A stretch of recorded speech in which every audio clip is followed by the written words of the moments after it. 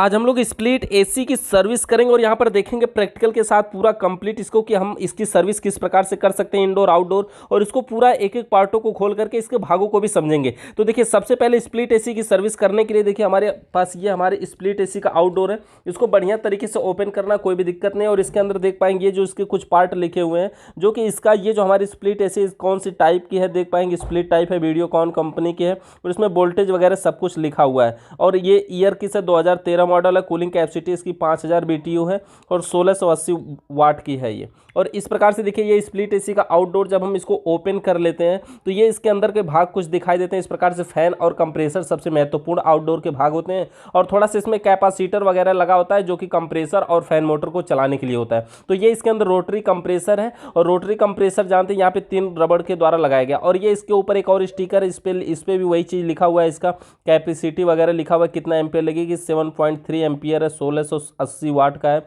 R22 इसमें gas भरी जाएगी 820 ग्राम। तो इससे संबंधित पूरा डिटेल इस पर लिखा होता है। और सर्विस करने से संबंधित हमें देखिए सर्विस करने से पहले हमारे पास होना चाहिए सर्विस पंप, लेकिन यहाँ पर हम टुलू पंप मोटर से ही सर्विस इसकी कर दे रहे हैं। टुलू पंप मोटर की ही पाइप यहाँ पर लगा करके और उस पर प्रेशर मार रहे हैं। तो इसी प्रकार से इसका जो आउटडोर है, ये सुपर क्लीनर कॉयल हम भी इसको यूज कर सकते हैं, सुपर एसी कॉयल क्लीनर का भी यूज कर सकते हैं। इससे क्या होता है कि पाइपें बढ़िया तरीके से साफ हो जाती हैं, और फिर हम इनडोर को इसी तरह से ओपन करते हैं जैसे हमने आउटडोर को किया। तो यहाँ पर एक एक स्क्रू को खोलेंगे, और सबसे पहले देखेंगे ये जो स्क्रू खोलेंगे इसके अंदर जो है ना पीसीबी है, पूरा इसकी पीसीबी पूरा प्लेट यही है, यानी कनेक्शन से संबंधित सब कुछ इसी में होता है इसका।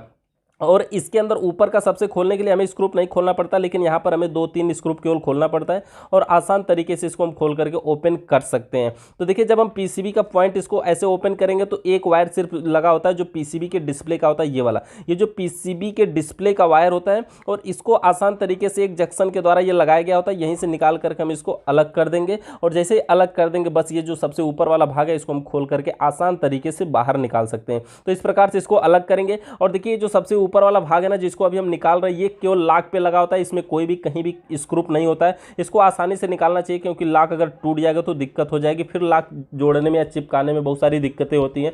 तो लाक को आसान तरीके से निकाल करके हम ऐसे बाहर निकाल लेंगे। अब उसके बाद देखिए स्क्रू को तो हमने खोले लिया। इससे पहले ये जो हमारे पास दिख रहा है ये एयर फिल्टर है। एयर मतलब हवा को छानने वाला फिल्टर, एयर फिल्टर, ताकि जब कमरे की हवा को खींचे तो जो धूल कण है वो छन करके एवापोरेटर में जाए। इसके अंदर देखिए ये एवापोरेटर, अगर एवापोरेटर में धूल कण चला जाएगा तो वो जाम हो जाएगा।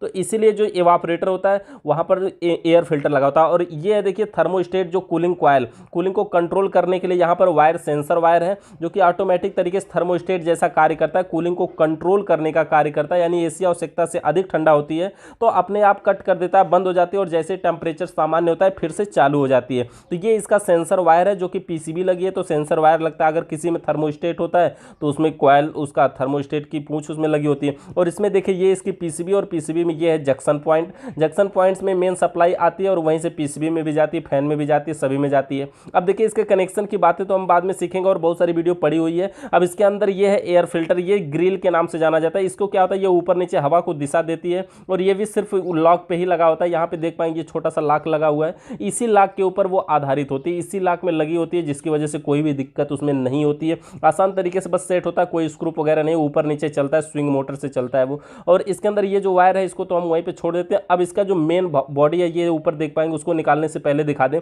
पाइपों के बारे में। इसके अंदर टोटल 2 पाइपें होती हैं और एक कॉयल होता है। एक पाइप देखिए हाफ साइज की होती है, यानी 1/2, और एक पाइप होती है 1/4 साइज की। ये वाली देखिए 1/4 साइज के, जो फ्रिज में पाइप जितनी मोटी होती है वही 1/4। पाइप के बाद देख पाएंगे ये वायर है, जो कि इनडोर से आउटडोर को चलाने के लिए जाता है, क्योंकि आउटडोर को हम यहीं से कंट्रोल करते हैं। तो ये इसमें बस 3 पाइपें और 2 पाइपें होती हैं और एक वायर होता है। वायर आउटडोर में जाता है, और पाइप, एक पाइप से गैस आती है, दूसरी से जाती है। जो पाइप इसमें मोटी होती है उससे गैस इसमें वापस जाती है आउटडोर के लिए, और जो पतली होती है वो कंप्रेसर की डिस्चार्ज लाइन होती है, जो कि आती है यहाँ पर इंडोर को। तो अब देखिए इसको, इसके स्क्रू को तो हमने पहले से ओपन कर लिया। इसमें स्क्रू लगा हुआ था 3-4, तो स्क्रू को निकालने के बाद इसको भी लॉक पे ऊपर आधारित होता है, और लॉक के आसान तरीके से इसको हम खोल करके और इसको हम बाहर निकाल लेते हैं स्क्रू को बढ़िया तरीके से खोलने के बाद। अब देखिए जब हम इसको बाहर निकालेंगे, अब जो हमारे पास ये मेन फ्रंट में जो पार्ट दिखाई देगा वो दिखेगा हमें सबसे पहले एवापोरेटर। और एवापोरेटर इसका देखिए यही ये पूरा लंबा लंबा evaporator, fins tube type evaporator इसमें प्रयोग किया गया होता है, जो कि कूलिंग करने का कार्य करता है।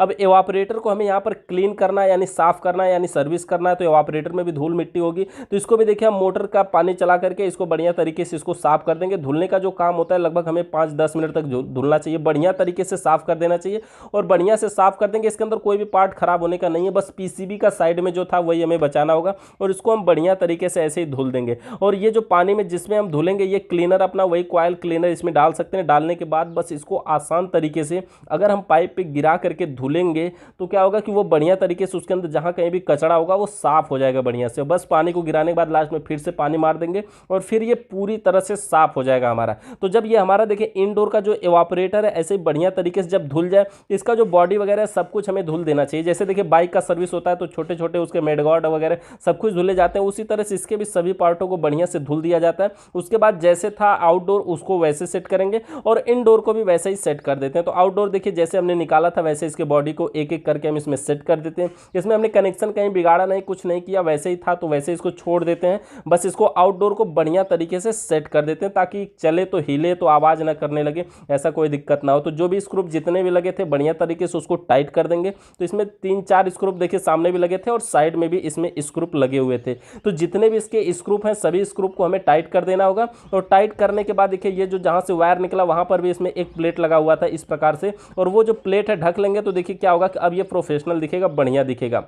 और ये आउटडोर का देखिए इसके अंदर स्क्रू के द्वारा इसको टाइट किया गया, ये आउटडोर का भाग है। और देखिए अब केवल वायर उसमें से निकला हुआ दिख रहा है और नीचे इसमें स्टैंड है। इसकी जो पाइप है इसी आउटडोर के पीछे पाइप है और वो पाइप यहाँ से 2 पाइप निकल के गई हुई है और एक वायर जो कि हमारे इनडोर से संपर्क में है। ठीक इसी के दीवार के पीछे हमारा इनडोर भी है, उसी पे कार्य करता है ये।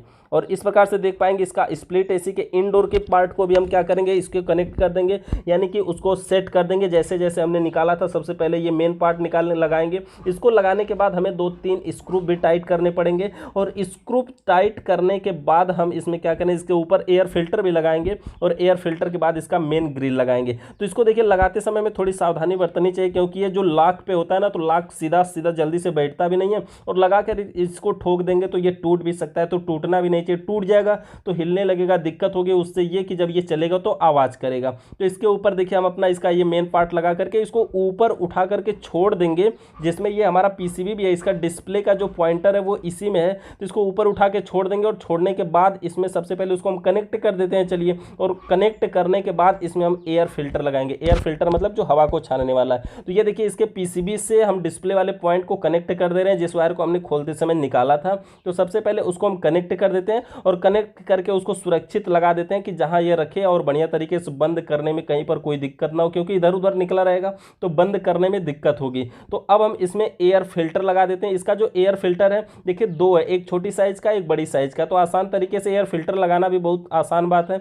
इसको आसान तरीके से उसमें डाल करके छोड़ देंगे, कुछ नहीं होता। ये जाली होती है जो हवा को छानने का कार्य करती है, जिससे एवापोरेटर के ऊपर धूल मिट्टी न जा सके। तो एयर फिल्टर लगाने के बाद देखिए ये जो इसका ग्रिल है जो ऊपर नीचे चलता है, जिसको स्विंग मोटर ऊपर नीचे करने का कार्य करता है, उसको भी लगा देते हैं। ये भी कहीं स्क्रू वगैरह पे नहीं होता, ये भी लॉक पर ही आधारित होता है। इसको उल्टा सीधा भी होता है क्योंकि इसका जो ये भाग बना होता है कटा हुआ ना, जिसमें ये जाके फंसता है, तो एक साइड ज्यादा होता है एक साइड कम होता है। तो इसको देख करके आप आसान तरीके से लगा सकते हैं। जैसा ये सेट बैठ जाए और उसके बाद हाथों से घुमा करके 1-2 बार चेक कर लेंगे बस, और उसके बाद ये सबसे ऊपर वाला भाग को हम सेट कर देंगे, बैठा देंगे और ये बढ़िया तरीके से अब देखिए हमारा जो स्प्लिट एसी का इनडोर है ये भी पैक हो। जब ये देखिए पूरी तरह से बैठ जाए, सेट हो जाए, तो अब हमें क्या करना चाहिए, इसको ऑन करेंगे, इसको चालू करके देखेंगे। देखिए इसको ऑन करने के बाद इसका जो टेम्परेचर हमने यहाँ पर 18 पे किया हुआ है, ये मिनिमम 16 तक आता है और मैक्सिमम 30 तक जाता है। तो सबसे पहले देखिए यहाँ पर हमने 18 पे इसको सेट किया। 18 पे कूलिंग अच्छी होती है। इसको हमें आधा घंटा तक चला करके चेक कर लेना चाहिए कि बढ़िया कूलिंग कर रहा है कि नहीं कर रहा। और चेक करने के लिए हम क्या करेंगे, दरवाजे वगैरह को बंद कर देंगे और उसके बाद हम इसको आधा घंटा तक ऐसे ही चलने देंगे। और आधा घंटा चलने के बाद लगभग देखेंगे पूरे रूम में कूलिंग कितना हुई है, बढ़िया कूलिंग हो रही है कि नहीं हो रही। नहीं हो रही है, होने का कारण यही हो सकता है कि आप बढ़िया से साफ नहीं किए होंगे। तो इसको हम बढ़िया तरीके से साफ कर देंगे तो कूलिंग इसमें बढ़िया आएगी, बढ़िया एकदम बेटर नंबर 1 की कूलिंग आएगी। और इसका जो टेम्परेचर देख पाएंगे 18 पे सेट है और ये स्प्लिट एसी ऑन है, इस समय चल रही है, कार्य कर रही है। तो इसी प्रकार से स्प्लिट एसी की सर्विस हम कर सकते हैं। और एसी हमारी बढ़िया तरीके से कार्य करने लगेगी। किसी प्रकार का सवाल या सुझाव है तो नीचे कमेंट करके बताइएगा। चलिए हम इसके आउटडोर को भी बढ़िया तरीके से आपको दिखा देते हैं कि किस प्रकार से इसके अंदर स्टैंड लगा है, कैसे हम इसकी फिटिंग किए हुए हैं वो भी दिखा देते हैं आपको। तो देखिए स्प्लिट एसी ये कूलिंग करने का जो समय ये आधा घंटा मैक्सिमम आप टाइम करके इसको देख सकते हैं कि उतने देर में ये कूलिंग कर रही है, बढ़िया कूलिंग इसमें से आ रही है या नहीं आ रही है। इसका जो रिमोट है यहाँ पर भी देख सकते हैं, रिमोट में भी टेम्परेचर इसमें 18 किया हुआ है। और इसका जो आउटडोर की फिटिंग है देख पाएंगे, ये नीचे स्टैंड लगा हुआ है किस प्रकार से, बस नॉर्मल स्टैंड लगा करके और इसको सेट किया गया है। तो इसी प्रकार से इसकी फिटिंग भी होती है आउटडोर की, और इनडोर की जो सेटिंग है, जो फिटिंग है वो तो बिल्कुल ही बढ़िया से हो जाती है। कोई भी